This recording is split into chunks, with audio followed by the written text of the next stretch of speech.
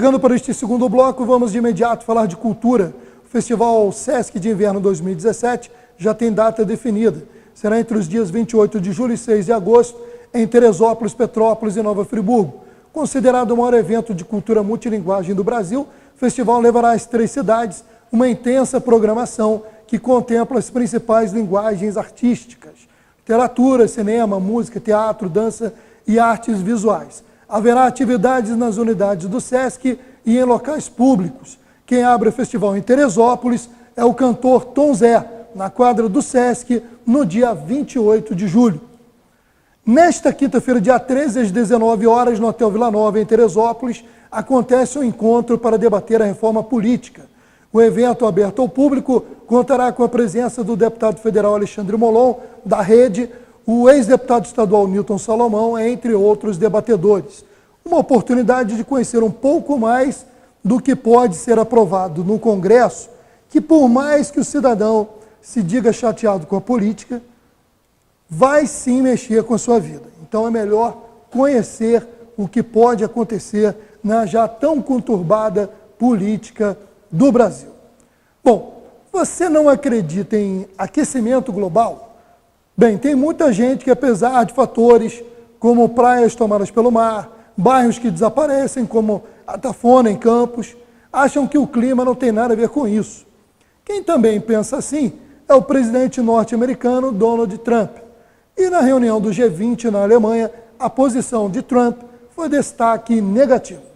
O texto final traz o apoio dos líderes das 19 maiores economias do mundo ao Acordo de Paris, assinado em 2015 por 195 partes para limitar o aquecimento global.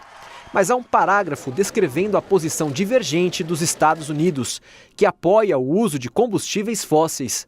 A passagem do comunicado cita que o país pretende se esforçar para ajudar no acesso e uso de combustíveis fósseis de forma mais limpa e eficiente. O presidente americano, Donald Trump, já havia anunciado que considera o Acordo de Paris danoso à economia e que tinha a intenção de abandoná-lo. Ao finalizar o encontro do G20 na Alemanha, a anfitriã Angela Merkel, chanceler alemã, disse ter ficado claro que não há um consenso entre todos os países membros, mas que esse desacordo foi evidenciado. Vamos agora falar de mudanças e novidades no FIES. Confira o material do Ministério da Educação. O Ministério da Educação confirmou a oferta de 75 mil novas vagas do FIES, o Fundo de Financiamento Estudantil, para o segundo semestre deste ano. Podem participar da seleção estudantes que fizeram o Enem 2016, tiraram no mínimo 450 pontos na prova e não zeraram a redação. Também é preciso ter renda familiar mensal de até 3 salários mínimos. A portaria com o cronograma desta edição do FIES deve ser publicada nesta sexta-feira.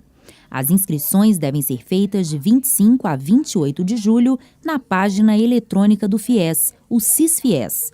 No dia 31 de julho será divulgado o resultado dos candidatos pré-selecionados para o segundo semestre de 2017 e a abertura da lista de espera.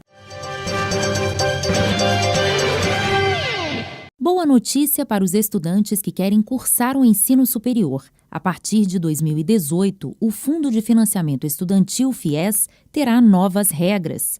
O governo federal anunciou as mudanças no Palácio do Planalto, em Brasília. Uma delas é que serão ofertadas 100 mil vagas a juros zero. A ideia é evitar a inadimplência no programa. Segundo dados do Ministério da Educação, a porcentagem de ex-alunos com pagamentos atrasados é de 46%. O presidente Michel Temer disse que o novo FIES terá uma administração mais regrada das contas públicas, seguindo as orientações do próprio Tribunal de Contas da União, e ressaltou que as mudanças vão refletir em um futuro melhor para a educação brasileira. O projeto é sempre um projeto para o futuro. Ele começa agora, mas tem uma previsão para o futuro. Isso significa planejamento. Quando nós fazemos esse sistema educacional, é porque a educação de qualidade é o caminho mais eficaz para reduzir as desigualdades. É o que sempre tem marcado o nosso governo. De um lado, a responsabilidade fiscal, de outro lado, a responsabilidade social. Entre as mudanças estão o prazo para o início do pagamento. Antes, o estudante tinha 1 ano e meio para começar a pagar. Em 2018, assim que sair da faculdade e começar a trabalhar, terá o desconto médio de 10% no salário, como um crédito consignado. No total, o novo FIES vai garantir 310 mil vagas. Serão 3 modalidades do FIES. O FIES 1 vai ofertar 100 mil vagas por ano, a juros zero, para estudantes com renda familiar mensal de até 3 salários mínimos. Só essa modalidade vai gerar uma economia de 300 milhões por ano aos cofres públicos. O FIES 2 vai ofertar 150 mil vagas por ano para as regiões Norte, Nordeste e Centro-Oeste a juros baixos, para estudantes com renda mensal de até 5 salários mínimos. E o FIES 3 vai ofertar 60 mil vagas, também a juros baixos, para quem tem renda familiar de até 5 salários mínimos. Para o ministro da Educação, Mendonça Filho, essas mudanças vão garantir maior número de vagas e a continuidade do programa, além de atender a população que mais precisa. Em 10 anos, o Tesouro Nacional estará poupando 6 a 7 bilhões de reais que serão revertidos para a educação brasileira, atendendo os mais pobres no nosso país. O Ministério da Educação tem uma tarefa gigantesca pela frente, trabalhar para que a gente possa ofertar e, sobretudo, garantir mais oportunidades para os jovens do Brasil.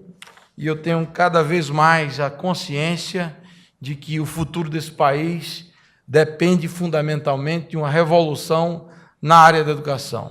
Para o secretário de Acompanhamento Econômico do Ministério da Fazenda, Mansueto Almeida, o atual modelo do FIES era de elevado custo fiscal, o que poderia comprometer o programa. Um programa que o mérito é bom, mas um programa que era insustentável, um programa que corria o risco de ser terminado, dado o elevado custo fiscal. Vamos agora para o noticiário policial e a gente começa falando de mais um acidente no quilômetro 80 da rodovia BR-116-RJ, Trevo da Hermitage, em Teresópolis. Aconteceu na tarde do domingo, dia 9, no cruzamento da Hermitage. Equipes de resgate da CRT foram acionadas para o local. Os resgatistas fizeram os procedimentos de atendimento a um motociclista que teve lesões graves e foi levado para o Hospital das Clínicas de Teresópolis. Na mesma rodovia, 2 mortes por atropelamento aconteceram nos últimos dias, deixando o alerta, principalmente próximo aos bairros populares. A primeira vítima foi José Paulo de Macedo, de 60 anos, atropelado no quilômetro 79 da BR-116, na altura do bairro Quinta Lebrão, na noite do último dia 6. Segundo informações do Corpo de Bombeiros, moradores do local contaram que a vítima foi atingida por um carro que fugiu do local. Ainda de acordo com os bombeiros, ao repórter Paulo Vicente, que fez o registro, quando a equipe chegou para fazer o socorro, o homem já estava morto. O corpo foi levado para o IML e o caso registrado na 110ª Delegacia de Polícia. No outro caso de atropelamento, Matheus de Lima, de 18 anos, faleceu na madrugada do sábado no Hospital das Clínicas de Teresópolis. Ele foi atropelado por veículo no quilômetro 78 em Fonte Santa, levado às pressas pela ambulância do Corpo de Bombeiros, que ainda pararam alguns metros após o acidente, onde tiveram que fazer a entubagem e também massagem cardíaca, pois, segundo que foi passado ao repórter Paulo Vicente, o menino teve 2 paradas cardíacas a caminho do hospital. Ele ficou no CTI do HCT, mas infelizmente não resistiu e faleceu. Com relação a esse caso, frisar que foi um caso diferente do anterior, onde o atropelador fugiu do local. Nesse caso, a pessoa que atropelou o jovem prestou todo o atendimento, chamou o Corpo de Bombeiros, acompanhou o socorro ao jovem. Foi realmente mais uma fatalidade. É uma rodovia que corta bairros extremamente populosos de Teresópolis. Em alguns lugares há viadutos, como no bairro do Meudon e no bairro da Prata, mas no entorno da Fonte Santa, da Quinta Lebrão, do Vale da Revolta, que são bairros populares e populosos, não existe passarela, não existe muita sinalização e, lamentavelmente, atropelamentos e acidentes são frequentes. Bom, vamos ainda na questão do noticiário policial, conferir agora informações de Rio das Ostras e região dos Lagos com o repórter Adriano Pereira, do portal Cidade 24 Horas. Olá, falamos direto da redação trazendo os principais acontecimentos de Rio das Ostras e região. Acompanhe no Boletim de Notícias. Em Rio das Ostras, a PM apreendeu 764 pinos de cocaína, 282 papelotes de maconha, uma pistola, um carregador, além de 104 munições de diferentes calibres. Segundo informações da PM, a apreensão aconteceu em uma casa no bairro Serra Mar. Um homem de 20 anos foi detido. Ele era foragido da polícia. O caso foi registrado na 128 DP, em Rio das Ostras. Agora, em São Pedro da Aldeia, um taxista foi assaltado e teve seu veículo incendiado. O crime aconteceu nesta quarta-feira, dia 5. O carro foi encontrado horas depois, incendiado e abandonado no bairro São Mateus. O caso foi registrado na delegacia de São Pedro da Aldeia, onde o crime é investigado. Em Magé, 2 militares em patrulhamento no distrito de Piabetá foram baleados no final de semana em confronto com meliantes. A ação criminosa vitimou o sargento Cardoso, policial querido pela comunidade e companheiro de farda, que foi alvejado na cabeça e levado para o hospital de Saracuruna, vindo a falecer na unidade hospitalar em face do grave ferimento. Outro policial, o soldado Lopes, filho do também policial militar e vereador do município de Magé, Sargento Lopes, sobreviveu à investida do marginal, sendo ferido no peito, mas foi salvo pelo uso de colete de aço. O fato é recorrente, a cidade vive momentos de terror, registrando vários homicídios, deflagrando um quadro pessimista na segurança pública do município. Apesar de todo o esforço e a dedicação da tropa do 34º Batalhão da Polícia Militar de Magé, a violência tem apresentado números crescentes, vitimando inclusive os agentes responsáveis pela segurança do cidadão.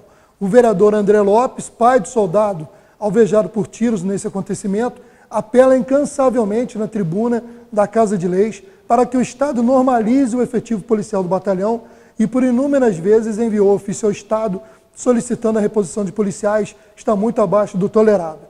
Nós já citamos aqui no Giro de Notícias Câmara de Vereadores, o Executivo Municipal, através do prefeito Rafael Tubarão, o deputado federal Zé Augusto Nalim, ou seja, as autoridades magéenses têm feito esse apelo ao governo estadual, até ao governo federal, e infelizmente não tem vindo a resposta e o efetivo continua abaixo do necessário e a violência crescendo muito mais no que se deseja. Na verdade, ninguém quer ver nunca a violência aumentar, mas ela vem crescendo de maneira assim absurda e muito preocupante. Então, a gente vai, enquanto aqui porta-voz também da comunidade, está sempre buscando reforçar a importância que as autoridades, que o governo do Estado atenda ao apelo dos magéenses no sentido de fortalecer a Polícia Militar e a Polícia Civil em Magé e nos municípios vizinhos. Nós vamos ficando por aqui nesta edição, agradecendo o trabalho da nossa equipe técnica, agradecendo a sua audiência e lembrando que o Giro de Notícias é uma produção da Rede TV+, da TV Arte, canal 57 da Sumicity, e que pode ser assistido também, além da Web TV, do portal Rede TV+, e do canal 57 da Sumicity, em Teresópolis, no sistema RCA, pelo canal 7. Quero agradecer a vocês que têm acompanhado o nosso trabalho e convidando a continuar ligado na programação de qualquer uma das plataformas que estão aí transmitindo o nosso Giro de Notícias. Grande abraço!